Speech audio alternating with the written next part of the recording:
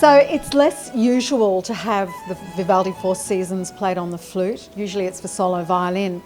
And my interpretation was in many ways informed by my mentor and flute teacher, Jean-Pierre Rampal, the French style of flute playing. There's many brilliant flute players in the world. The challenge is to get a job, and there are only 2 or 3 flute players in most symphony orchestras.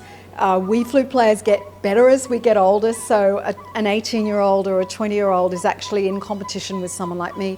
I've always created my own genre within the flute. I say to younger players that what you need to do is actually be your own person, push the repertoire boundaries, find repertoire that is not necessarily for the flute, and extend your techniques so that you're actually on top of the idea of music.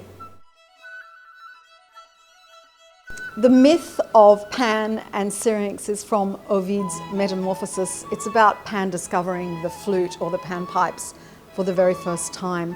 And I think most, particularly solo classical flute players, would find this a very intrinsic and favourite piece for the instrument. I just adore playing it.